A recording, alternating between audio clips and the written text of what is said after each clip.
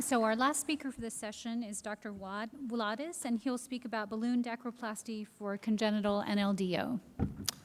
Thank you very much. My name is Ted Miletus. I'd like to acknowledge my colleagues Benea Kalu, Michael Yen, Yuri Bilic, Rachel Sobel, and Louise Mon. As an oculoplastic surgeon, I think it's important that I confess that I understand almost nothing that you people have been talking about for the last hour or so. I'm not entirely sure it was even in English. But sessions like this, in which we take a collaborative attitude, in which two very distinct services bring two vantage points to deal with the common problem, really optimize patient care, but also speak to the best intentions of the Academy meeting. So with that in mind, I'm very grateful to be here speaking with you today. I'd like to share our experience regarding balloon dacroplasty and congenital nasolacrimal duct obstruction. And I'd like to hear about your experience with this technology so that I can learn a bit from you as well. I do receive research grant support from the Lion's Eye Foundation and from the National Rosacea Society. I've been awarded a career development grant by my institution. I hold an equity position in Praxis Biotechnology, and I serve as a paid consultant to both Bausch & Lomb and Valiant Pharmaceuticals, Bausch Health. I received a manufacturing grant from New York State through its Fuse Hub Corporation, and I share this patent, which centers around the use of topical kinase inhibitors in the management of rosacea. In the setting of a congenital nasolacrimal duct obstruction, I think we have reasonable consensus regarding the initial steps in management. In the absence of serious infectious signs, most of us would manage this problem expectantly at first in the hopes of spontaneous resolution. But in the absence of resolution, and after about a year, we would reach for a nasolacrimal duct probing. But what about a kid who fails to read the rule book, a kid who fails to resolve after a year and who fails to resolve with a simple probing? We've got a variety of different treatment options at that point. Certainly we could repeat the probing, but repeat probings carry a very low success rate, ranging from about 20% to about 60%, depending upon which study you read. Alternatively, one could place a silicone lacrimal stent, which carries a very high success rate, about 90% in most series, but does carry significant drawbacks. While most stents can be removed in the office, a certain percentage of stents require a return visit to the operating room for removal, meaning that the child is exposed to another round of anesthetic agents and the family bears the cost and stress associated with the return visit. But also, more commonly, stents have been associated with damage to the lacrimal system, damage to the ocular surface, and premature extrusion. In light of these concerns, balloon dacroplasty has emerged as a very common, popular intervention to address a child who fails to resolve with a single probing. The procedure is, of course, very technically simple. One passes a balloon-tipped catheter beyond the level of the obstruction and then inflates and deflates the balloon so as to widen the lacrimal passage. It's important to note that the catheter and the balloon are removed, of course, at the time of surgery, so unlike a silicone lacrimal stent, there's no indwelling hardware with the balloon dacroplasty. So the question that we wanted to ask is not, is this a popular intervention or a common intervention? We knew that. The question is it a good idea?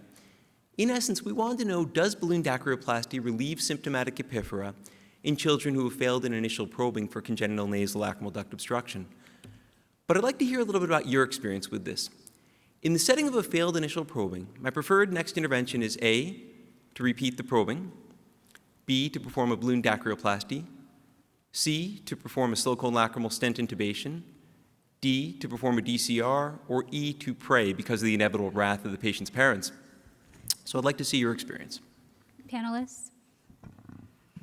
So I love a nice nasolacrimal probe, but it's really important to me, this is an anatomic problem. When I do the first probe in irrigation, I like to pay special attention to the level and type of obstruction. So I'll make a note to myself, if I think the distal obstruction was still tight after passing through a membrane, I might want to do a balloon and see if I can get more out of that. If it was free flow and open and recurrence, I probably would just intubate with a stent. Yeah, my procedure of choice is always to go to a stent if there's a failed probing, and I haven't really had a problem not being able to remove these stents in the office. I do a monocannular stent, and basically you can always remove it from a child with just some forceps. So it looks like your experience was pretty consistent with our suspicion on the oculoplastic surgery subsection. Many of you would place a silicone lacrimal stent, whereas a small percentage of you would perform balloon dacroplasty. None of you found religion through the miracle of lacrimal surgery. So, to look at this question, again, not whether or not it's a common intervention, but whether or not it's a safe, effective intervention, we cast a very wide net. We performed a very general PubMed search, which generated a list of 104 articles. Most of these articles were not germane to the subject of balloon dacryoplasty after a failed probing. So that limited us down to about 36 articles for more full-text review. Of those 36, many were rejected because of relatively short durations of follow-up or relatively small sample sizes, leaving us with 8 articles from which we abstracted and analyzed the data, and the quality of evidence was then reviewed by our methodologist, Dr. Akalu. No article met that blue ribbon gold standard for level 1 evidence, but 3 articles did meet criteria for level 2 evidence. The largest and perhaps best designed study came from you folks from the Pediatric Eye Disease Investigator Group. You discussed your experience with 84 patients who received a balloon dacryoplasty and 88 who underwent a stenting. In that study, 76% of patients who received a balloon and 81% of those that received a stent experienced relief of their epiphora. The authors concluded that the 2 techniques were really quite similar and that the difference in outcomes was not that meaningful. And that experience was very similar to the work of Goldstein and colleagues, who reported their experience with 42 patients undergoing balloon dacryoplasty and 35 who received a stent after a failed probing. In that series, 86% of patients who received a balloon and 91% of those that received a stent experienced relief of their epiphora. The differences between the 2 groups in terms of outcomes were not statistically significant, meaning that both technologies delivered a very similar outcome. And finally, Cassidy and colleagues used a relatively rigorous real-world protocol. Patients initially received a nasolacrimal duct probing. Those that failed a probing went on to receive a balloon, and those that failed a balloon went on to receive a stent. We extracted the data related to that middle cohort of patients, those that failed an initial probing and ultimately went on to receive a balloon dacryoplasty. In that series, 82% of patients experienced relief of their epiphora with the use of a balloon dacryoplasty. 5 studies met criteria for level 3 evidence, usually due to the absence of a comparative group and the retrospective nature of the study.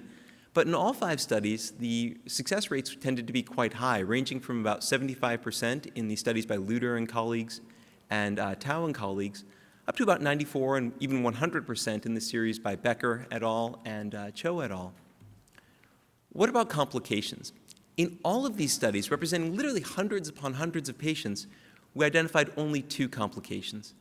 And both complications appeared to be related to the induction of anesthesia as compared to the actual surgical intervention itself. Fortunately, in both cases, the complications were self-limited and neither patient experienced damage to the lacrimal system or the requirement for additional surgery. So what did we learn?